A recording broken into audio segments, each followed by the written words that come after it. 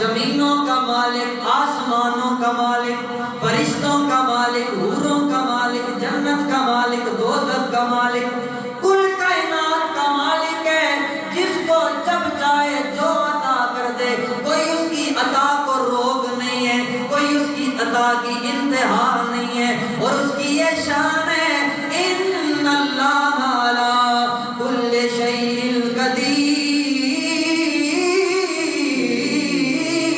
سبحان اللہ۔ اللہ کی یہ شان ہے کہ وہ ہر چیز پر قادر ہے، جس کو چاہے جتنا چاہے جب چاہے عطا کر دے، کیونکہ وہ مالک ہے اور اس نے ہر کسی کو اس کی شان کے مطابق عطا کر رکھا۔ اللہ سے کوئی پوچھ نہیں سکتا کہ تو نے فلاں کو امیر کیوں بنایا ہے، فلاں کو گورا کیوں بنایا ہے، فلاں کو کالا کیوں بنایا ہے، فلاں کو غریب کیوں بنایا ہے۔ نہیں، اللہ سے کوئی سوال نہیں کر سکتا، وہ مالک ہے، جس کو جو عطا کر دے، تھوڑا دے، زیادہ دے، اچھا دے، برا دے، اس کی رضا میں راضی ہی رہنا بہتر ہے۔ تو حضرات گرامی قدر، وہ اللہ جو کتنی عزتوں والا ہے، اس رب نے اپنے محبوب کو بے شمار اوصاف عطا فرمائے، اپنے پیارے حبیب کو بے شمار وصف عطا فرمائے۔ اب جب عطا فرمانے والا اللہ ہے، دینے والا اللہ ہے، تو اب یہ سوال بنتا ہی نہیں ہے کہ یہ شان کیسے مل گئی نبی کو، یہ مقام کیسے مل گیا نبی کو، یہ اختیار کیسے مل گیا، یا یہ علم کیسے مل گیا۔ اگر تو بات ہوتی نبی کے ذاتی علم کی، اگر بات ہوتی نبی کے ذاتی اختیار کی، پھر تو کوئی اعتراض کرتا کہ یہ کیسے ہو گیا۔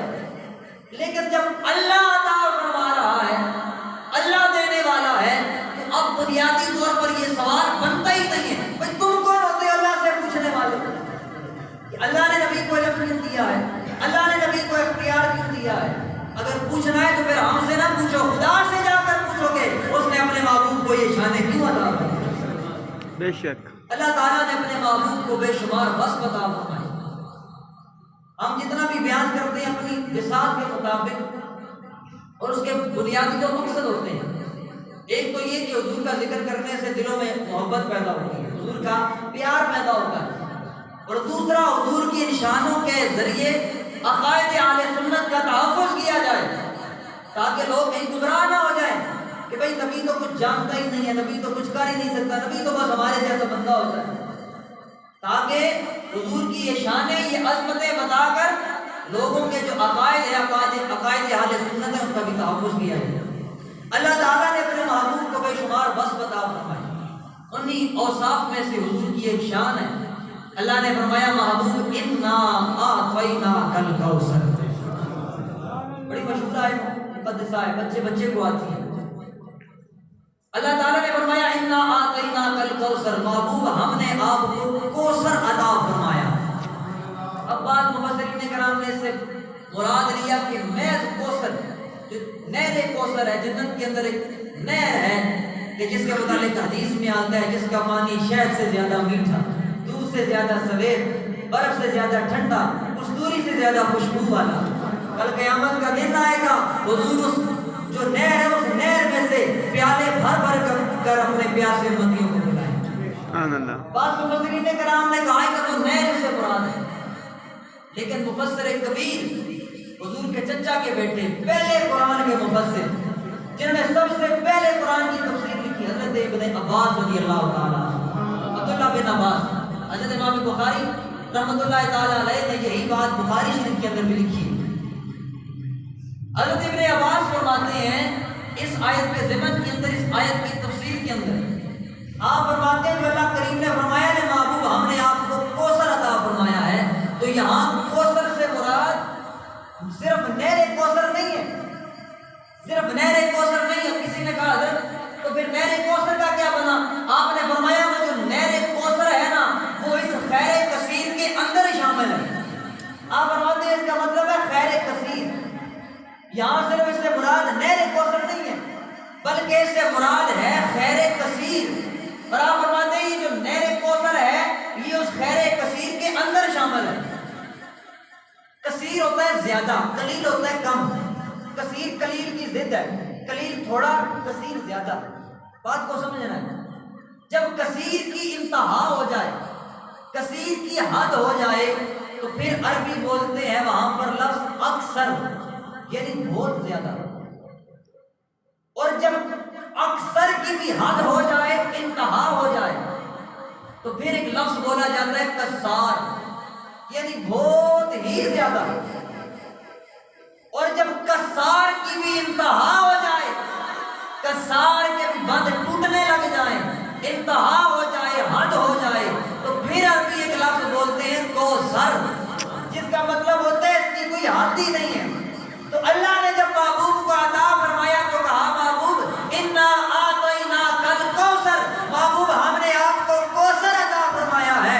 کئی لوگ تو بس یہی ترجمہ کرتے رہ گئے کہ محبوب ہم نے آپ کو نہر کوثر دے دی ہے، نہر کوثر دے دی ہے. میرے امام بولے محبوب اللہ فرما رہا ہے محبوب ہم نے آپ کو بے حد و بے حساب عطا فرمایا. نعرہ تکبیر، نعرہ رسالت، نعرہ تحقیق، نعرہ حیدری.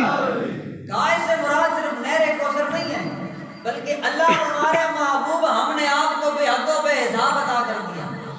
اب یہاں پر اس آیت پر آپ تھوڑا سا غور کریں تو اللہ کریم نے صفت کو ذکر کیا ہے لیکن موصوف کو ذکر نہیں کیا.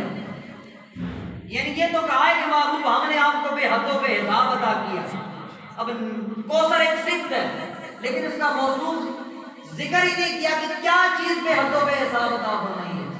علم بے حد و بے حساب دیا ہے، وسعت بے حد و بے حساب دیا ہے، اختیار بے حد و بے حساب، کیا چیز بے حد و بے حساب عطا فرمائی ہے. تو ہمارے علماء فرماتے ہیں اگر کوئی ایک چیز ہوتی نا تو اللہ اس کو بیان کر دیتا. علم ہوتا، حسن کی بات ہوتی یا اختیار کی ایک چیز ہوتی تو اللہ اس کو بیان کر دیتا. اللہ نے یہاں موصوف کو ذکر نہ کر کے ہمیں یہ بتا دیا ہے کہ میں نے اپنے محبوب کو جو کچھ بھی عطا فرمایا ہے گن گن کے نہیں، توڑ توڑ کے نہیں، بے حد و بے حساب عطا فرمایا. واہ واہ واہ، سبحان اللہ. میرے محبوب کے جس وصف کو بھی دیکھو گے بے مثال نظر آئے گا. میرے محبوب کا علم دیکھو تو بے مثال ہے، میرے محبوب کا حسن دیکھو تو بے مثال ہے، میرے محبوب کی اولاد دیکھو تو بے مثال ہے، میرے محبوب کے اختیار دیکھو تو بے مثال ہے. میں نے اپنے محبوب کو جو کچھ بھی دیا ہے بے مثال دیا.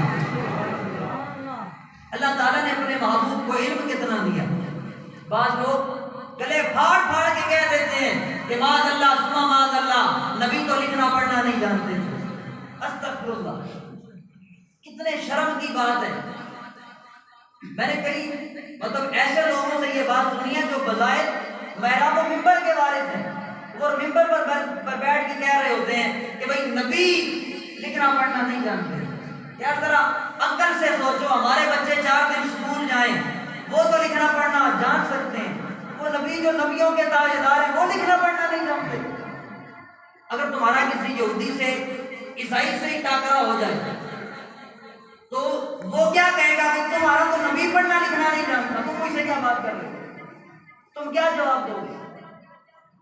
اللہ گرامی قدر حضور علیہ السلام کا ایک لقب ہے امی. امی کا مطلب ہوتا ہے ان پڑھ. تو بعض لوگ اس مغالطے میں وہ یہ سمجھتے ہیں کہ نبی ان پڑھ دماغ ہے.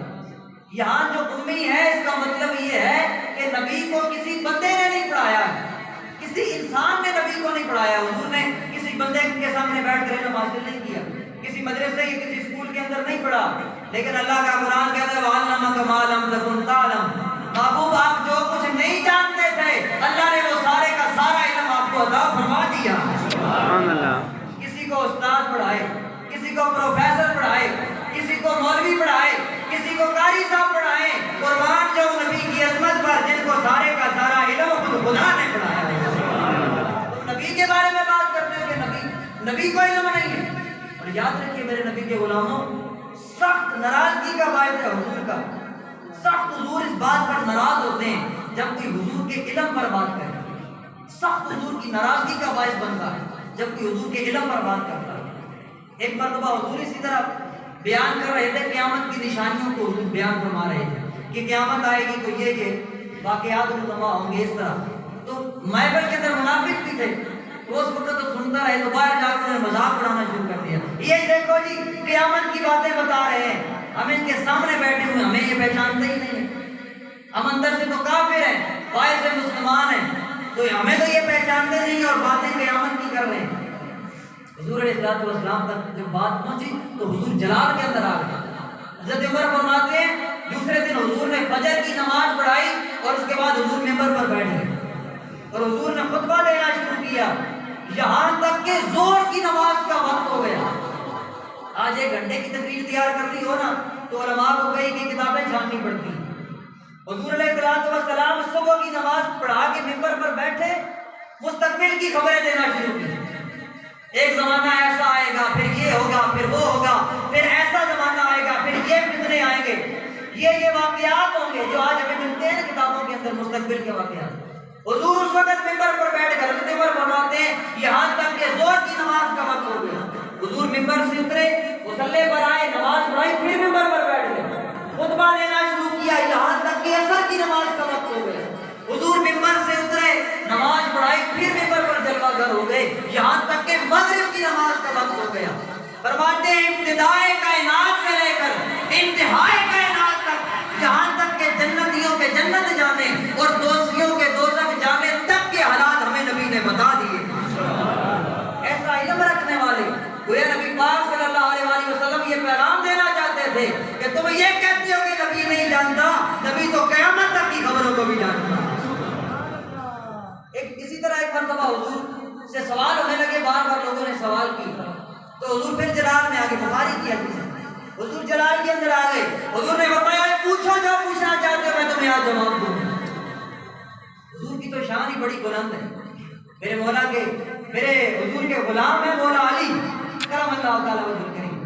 आप कूफा के मिंबर पर बैठकर ये ऐलान कर रहे थे सलूनी कब्ल अन तफ़क़िदूनी, और जो पूछना है पूछ लो, उससे पहले कि अली तुमसे उठ जाए। मेरे फौत होने से पहले, विसाल शहादत से पहले जो पूछना चाहते हो अली से पूछ लो, अली तुम्हें जवाब देगा। और जब मौला अली दुनिया से जा रहे थे तो आपकी जुबान पर ये जुमले थे, आए अफसोस अल्लाह ने जितना इल्म मुझे दिया था तुम इतना पूछ नहीं सके, अल्लाह ने जितना मुझे इल्म दिया था इतना तुम पूछ ही नहीं सके। तो जिनके गुलामों की ये शान है, उनके अपने इल्म का कौन अंदाजा कर सकता है। हुजूर अलैहिस्सलाम मिंबर पर जलवागर हुए, फरमाया जो पूछना चाहते हो पूछो। हज़रत अब्दुल्लाह बिन हुज़ाफ़ा खड़े हो गए, अब उन्होंने सवाल क्या किया। अब हैरान होंगे कि सहाबा, लोग कहते हैं सहाबा का अकीदा भी तो देखो, बुखारी की हदीस है। हुजूर ने फरमाया जो पूछना चाहते हो पूछो।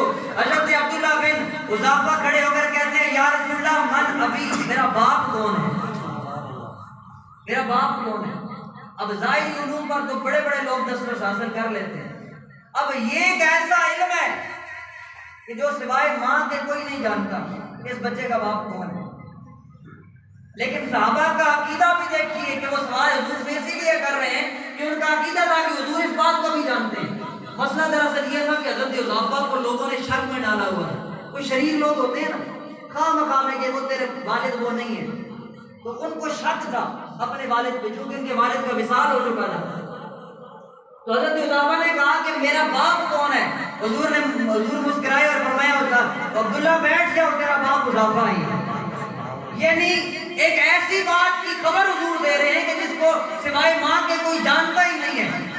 तो हुजूर अलैहिस्सलाम का ये बताना हुजूर के इल्म पर एतराज करने वालों के मुंह पर एक जोरदार तमाचा था कि तुम कहते हो नबी को एक दीवार के पीछे का इल्म नहीं है, नबी पढ़ना लिखना नहीं जानते थे। अरे नबी तो तुम्हारे पापों को भी जानते हैं, तुम्हारी माँ के किरदारों को भी जानते हैं। नबी को तो अल्लाह ने इतना इल्म अता फरमा रखा, इसलिए कि इन्ना आतैना कल कौसर, कहा महबूब हमने आपको जो कुछ भी अता फरमाया है, चाहे वो इल्म हो चाहे वो इख्तियारात हो, महबूब हमने आपको बेहद बेहिसाब बताया। अल्लाह ने अपने महबूब को कैसा इख्तियार दिया। हज़रत ग्रामी का हमारे उलमा फरमाते हैं अगर हुजूर की शान समझना चाहते हो ना तो हुजूर की मुक्तदियों की शान को समझो। हज़रत मूसा, हज़रत ईसा, हज़रत सुलेमान, हज़रत यूसुफ, ये जो हुजूर के मुक्तदी हैं ना, इनकी शानों को समझो। अगर इनकी शान तुम्हें समझ आ गई तो रसूलुल्लाह की शान तुम्हें खुद ही समझ आ जाएगी। जब इनकी शानें समझ आ गई तो फिर तुम नबी की शान को देखकर इतनी हैरानगी का इज़हार नहीं करोगे। अल्लाह कादिर یہ بات بھی ذہن کے اندر رہے کہ اللہ تعالیٰ نے ہر بندے کو اس کی حیثیت کے مطابق اختیار دیے ہیں۔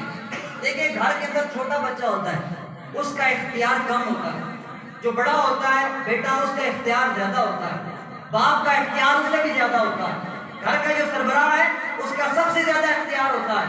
پھر اوپر چلے جائیں تو ملک کا جو سربراہ ہے اس کا اختیار سب سے زیادہ ہوتا ہے۔ ہر بندے کو اللہ تعالیٰ نے اس کی حیثیت، اس کی شان کے مطابق اختیارات عطا فرمائے۔ جب عام انسان، اس کا مطلب یہ ہے کہ اللہ اختیار دیتا ہے، اللہ اختیار دیتا ہے، لیکن دیتا ہر کسی کو اس کی شان کے مطابق، اس کی حیثیت کے مطابق ہے۔ تو ہمارے نبی رحمت کونین صلی اللہ تعالیٰ علیہ وآلہ وسلم تو نبیوں کے تاجدار ہیں، تو آپ کو جو اختیارات ملے ہیں وہ آپ کی شان کے مطابق ہیں، اس لیے آپ کے اختیارات کو ایک عام بندے کے اختیار پر آپ قیاس نہیں کر سکتے، کیونکہ حضور کی شان جو سارے نبیوں سے بلند ہے۔ سب سے اعلیٰ و اعلیٰ ہمارا نبی، سیدی اعلیٰ حضرت نے کہا تھا نا، سب سے اعلیٰ و اعلیٰ ہمارا نبی، سب سے بالا و اعلیٰ ہمارا نبی، خلق سے اولیاء، اولیاء سے رسول، سب رسولوں سے اعلیٰ ہمارا نبی، سب رسولوں سے اعلیٰ۔ جب سب ایک عام نبی ہو تو سارے عام انسان مل کے ایک عام نبی کے مرتبے کو نہیں پہنچ سکتے، تو ہمارے نبی تو تمام نبیوں کے سردار ہیں۔ تو جب ان کی شان سب سے بلند ہے تو ان کا اختیار، ان کا علم بھی سب سے زیادہ ہے۔ حضور علیہ السلام کے پاس ایک صحابی آئے دوران جنگ، ادھر جنگ لگی ہوئی ہے، آ کر عرض کرتے ہیں یا رسول اللہ میری تلوار ٹوٹ گئی ہے، مجھے تلوار عطا فرما۔ اب بظاہر حضور کے پاس کوئی تلوار نہیں ہے، غریب الوطن ہی ہے، حالت جنگ ہے۔ حضور کے صحابی فرماتے ہیں حضور نے ایک شاخ توڑی درخت کی اور توڑ کر مجھے تھما دی۔ فرماتے ہیں جب حضور توڑ رہے تھے تو لکڑی تھی، لیکن جب میرے ہاتھ کے اندر آئی تو لوہے کی تلوار بن چکی۔ اب کوئی کہے کہ یہ کیسے ہو سکتا ہے، یہ کیسا اختیار ہے، تو پوری جنس ہی بدل گئی، لکڑی لوہا کیسے بن گئی؟ تو میں نے پہلے کہا کہ پہلے نبیوں کے، نبی علیہ السلام کے مقتدیوں کی شان کو سمجھو۔ حضرت موسیٰ علیہ السلام حضور کے مقتدی ہیں، شب اسرا حضور کے پیچھے نماز پڑھنے والوں میں سے ہیں۔ آپ کا یہ معجزہ تھا، قرآن گواہ ہے کہ آپ کا ایک ڈنڈا تھا جس کو آپ پھینکتے تو وہ سانپ بن جاتا تھا، جب اٹھاتے تو پھر سے وہ ڈنڈا بن جاتا تھا۔ ارے موسیٰ علیہ السلام کا یہ اختیار ہے کہ وہ ایک ڈنڈے کی جنس کو بدل سکتے ہیں، تو میرا نبی تو موسیٰ کا بھی نبی ہے، میرا نبی تو عیسیٰ کا بھی نبی ہے، ان کی شان کا کون اندازہ کر سکتا؟ تو حضور علیہ السلام کے اختیارات کو سمجھنے کے لیے، شانوں کو سمجھنے کے لیے پچھلے نبیوں کی، حضور کے مقتدیوں کی شان کو سمجھو۔ اگر عیسیٰ علیہ السلام کا یہ اختیار ہے کہ وہ ہاتھ لگائیں اور بندہ شفا یاب ہو جائے، ایسا بندہ جس کا کوئی علاج ہی نہیں، لا علاج مرض، جس وقت حضرت عیسیٰ علیہ السلام کی ولادت ہوئی تو اس وقت کوڑ کا مرض بہت زیادہ تھا اور اس کا علاج بھی نہیں تھا، تو حضرت عیسیٰ علیہ السلام کو اللہ تعالیٰ نے یہ معجزہ عطا فرمایا کہ آپ کوڑی کے جسم پر اپنا ہاتھ پھیرتے اللہ تعالیٰ اسے شفا عطا فرمایا۔ جب پچھلے نبیوں کی شانیں سمجھ آئیں گی تو پھر اپنے نبی کی شانیں سن کے پیٹ میں درد نہیں پڑے گی۔ حضور علیہ السلام کے ایک صحابی نام ہے حضرت قتادہ، دوران جنگ آنکھ کے اندر تیر لگ گیا اور آنکھ کا ڈھیلا باہر آ گیا۔ اب صحابہ کا عقیدہ بھی دیکھی اور نبی پر یقین بھی دیکھی۔ میرے نبی کے غلام حضرت قتادہ رضی اللہ تعالیٰ عنہ نے نکلی ہوئی آنکھ کا ڈھیلا اپنی ہتھیلی پہ رکھا، حضور کی بارگاہ کے اندر حاضر ہو گئے، یا رسول اللہ مجھے آنکھ چاہیے۔ میرے نبی نے یہ نہیں کہا کہ یہ کوئی اسپتال نہیں ہے بیٹا جی، یہ تو میدان کا جنگ ہے، نہیں نہیں، میرے آقا مسکرائے، مسکرا کر فرمایا قتادہ بتا تجھے جنت چاہیے یا آنکھ چاہیے، بتا تجھے آنکھ دوں یا جنت؟ پتا چلا نبی آنکھ بھی دے سکتا ہے، نبی جنت بھی دے سکتا ہے۔ عرض کی یا رسول اللہ آپ کا کلمہ پڑھ لیا ہے، آپ کی غلامی میں آ گیا ہوں، آپ کے صدقے سے جنت تو مل ہی جائے گی، مجھے آنکھ عطا فرما دیجئے۔ میرے آقا نے اپنا لوہا پہ دان مبارک اس آنکھ کے ڈیلے پہ لگایا، لگا کر ڈیلا آنکھ کے اندر رکھا، آنکھ روشن ہو گئی۔ حضرت قتادہ واپس گئے، پوچھنے والوں نے پوچھا اے قتادہ کیا اب بھی اس آنکھ سے صاف نظر آتا ہے، کیا اب بھی اس آنکھ سے صاف دکھائی دیتا ہے۔ حضرت قتادہ فرمانے لگے اے میرے نبی کے غلاموں، پہلے تو یہ آنکھ صرف اجالے میں دیکھتی تھی، پہلے تو یہ آنکھ صرف روشنی میں دیکھتی تھی، لیکن جب سے میرے نبی نے اسے روشن فرمایا ہے اب صرف روشنی میں نہیں دیکھتی، اب تو اندھیرے میں بھی دیکھ لیتی ہے۔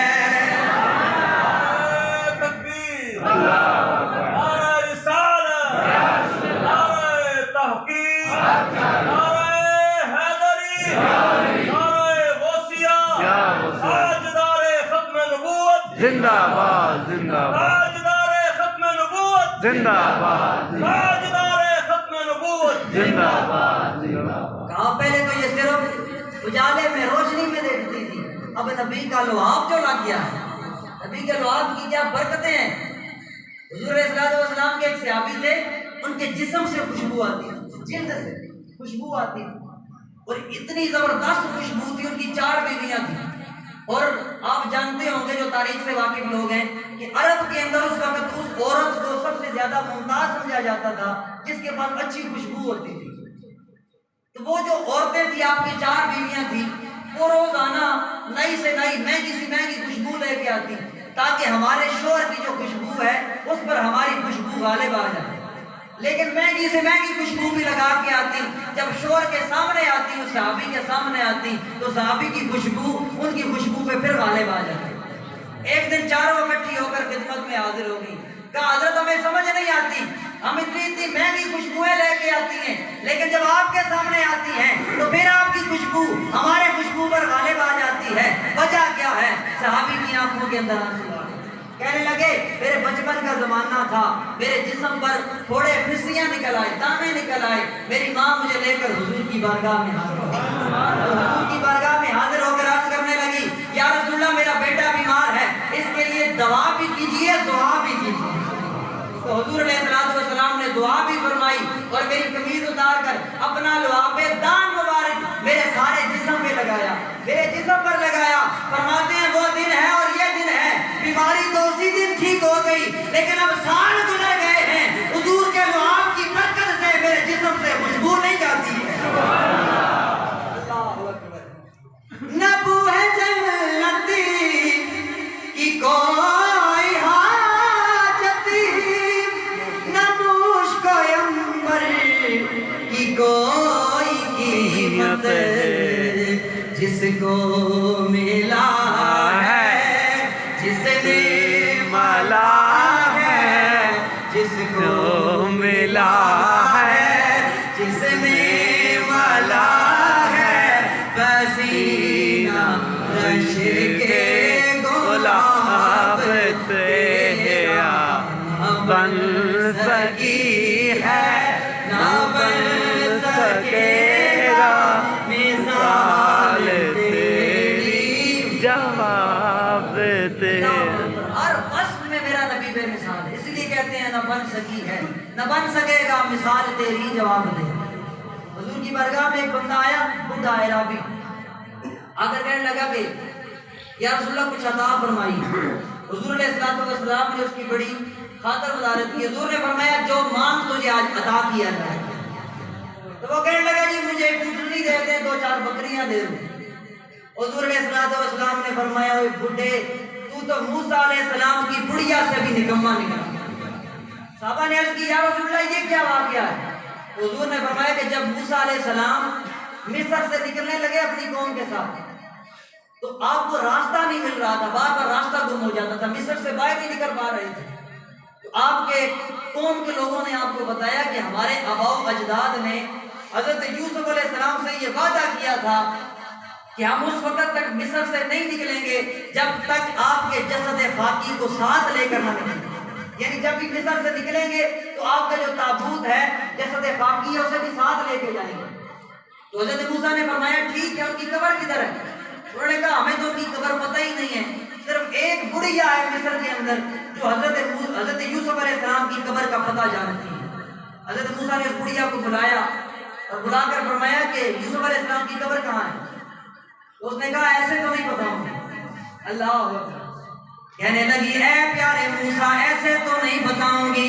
آپ نے فرمایا کیا تیرا مسئلہ کیا ہے؟ اس نے کہا ڈیمانڈ ہے میں تب بتاؤں گی، پہلے آپ میرے ساتھ یہ وعدہ کریں کہ جب کل قیامت والا دن آئے گا، نفسا نفسی والا دن آئے گا، اللہ کچھ لوگوں کو جنت میں داخل کرے گا، کچھ کو دوزخ کے اندر داخل کرے گا۔ آپ اللہ کے نبی ہیں، یقیناً جنت میں جائیں گے۔ آپ میرے ساتھ یہ وعدہ کریں جب قیامت والا دن آئے گا تو مجھے جنت لے کے جائیں گے۔ اور کہنے لگی کہ صرف میں نے جنت نہیں جانا، بلکہ جنت کے اندر جو آپ کا درجہ ہے نا، اس درجے کے اندر مجھے جگہ دلوائیں۔ حضرت موسیٰ علیہ السلام جلالی پیغمبر تھے، آپ نے فرمایا یہ کون سی بات ہے؟ اللہ کی طرف سے وحی آ گئی، کہا موسیٰ جلال میں مت آئیے، اس بڑھیا کی بات مان لیں، یہ ایسے آپ کو نہیں بتائیں گے۔ چنانچہ جناب موسیٰ علیہ السلام نے اسے یہ وعدہ کیا کہ میں تجھے جنت لے کے جاؤں گا، اپنے ساتھ جگہ دوں گا۔ پھر اس نے پتہ بتایا اور حضرت یوسف علیہ السلام کا جسد خاکی وہاں سے لے کر حضرت موسیٰ علیہ السلام نکلے، تب آپ کو راستہ ملا۔ تو حضور علیہ السلام نے اس بڈھے کو کہا ارے تو موسیٰ علیہ السلام کی بڑھیا سے بھی نکما نکلا، میں نے تجھے کہا ہے جو مانگنا ہے مانگ لے، تو مجھ سے اونٹنی اور بکریاں مانگ رہا ہے، ارے مجھ سے جنت مانگ، ہم تجھے جنت عطا فرمائیں۔ اس لیے کہتے ہیں نہ بن سکی ہے نہ بن سکے گا مثال تیری، جواب تیرا نہ بن سکی ہے نہ بن سکے گا مثال تیری، جواب تیرا۔ بخاری شریف کی حدیث ہے، کتاب الصلاۃ کے اندر یہ حدیث موجود ہے۔ حضور کے صحابہ فرماتے ہیں ایک مرتبہ حضور نے ہمیں نماز پڑھائی، گھر میں صلاۃ الکسوف تھی، یہ جو سورج کو گرہن لگ جاتا ہے اس کی نماز پڑھی جاتی، وہ نماز تھی۔ حضور کے صحابہ فرماتے ہیں کہ ہم نے دوران نماز حضور کو دیکھا کہ حضور علیہ السلام نے اپنا ہاتھ آگے بڑھایا، پیچھے کھینچ لیا۔ نماز ختم ہوئی، حضور کے صحابہ نے عرض کی یا رسول اللہ ہم نے دوران نماز آپ کو دیکھا ہے، توجہ رکھنی ہے جملے پہ، یا رسول اللہ ہم نے دوران نماز آپ کو دیکھا ہے، آپ نے اپنا ہاتھ آگے بڑھایا پھر پیچھے کر لیا، اب پوچھو نہ ذرا صحابہ سے تم نماز پڑھ رہے تھے یا نبی کا چہرہ دیکھ رہے تھے؟ تو گویا جواب آتا ہے اے ہماری نماز تو اس وقت تک مکمل ہی نہیں ہوتی ہے جب تک نبی کا چہرہ نہ دیکھ لیں۔ یا رسول اللہ ہم نے دوران نماز آپ کو دیکھا، آپ نے اپنا ہاتھ آگے بلند کیا، آگے بڑھایا پھر پیچھے کھینچ لیا، وجہ کیا ہے؟ میرے آقا نے فرمایا اے میرے غلاموں میں کھڑا تو یہاں تھا، اللہ نے میرے سامنے جنت کو کر دیا تھا۔ جنت کی صرف کوئی تصویر نہیں آئی سامنے یا ویڈیو نہیں آئی، بلکہ حقیقی جنت آئی۔ حضور فرماتے ہیں میرے سامنے جنت آئی، میں نے جنت کے باغوں کو دیکھا اور وہاں اس باغ کے اندر مجھے انگور کا ایک گچھا پسند آ گیا اور میں نے ارادہ کیا کہ اسے توڑ کر اپنے غلاموں کے لیے لے آؤں، لیکن پھر خدا کی حکمت کے تحت میں نے اسے چھوڑ دیا۔ اے غلاموں اگر اسے میں زمین پر تمہارے لیے لے آتا تم قیامت تک کھاتے رہتے، اس گچھے نے ختم نہیں ہونا۔ بات سمجھانے کا مقصد یہ ہے نبی کا اختیار، جو نبی مدینے کے اندر کھڑا ہو کے مسجد نبی کے مصلی پہ کھڑا ہو کے جنت کے اندر تصرف کر سکتا ہے، وہ نبی مدینے کے اندر گنبد خضرا کے اندر جلوہ فرما ہو کر چگیاٹ والے غلاموں کا درود و سلام بھی سن سکتا ہے۔ اگر کون نہ بن سکی ہے نہ بن سکے گا مثال تیری، جواب تیرا نہ بن سکی ہے نہ بن سکے گا مثال تیری۔ بس یہی مقصد تھا اس موضوع کا کہ آپ کی زبان پر یہ ورد زبان بن جائے اور یہ عقیدہ بن جائے، نہ بن سکی ہے نہ بن سکے گا مثال تیری، جواب تیرا۔ اللہ تعالیٰ ہمیں اسی عقیدے پر زندہ رکھے اور اسی عقیدے پر موت عطا فرمائے۔ انشاءاللہ اگلے جمعے سے ہم عقیدہ ختم نبوت پر اپنی گفتگو کا آغاز کریں گے۔ اللہ تعالیٰ ہماری حاضری کو قبول و منظور فرمائے۔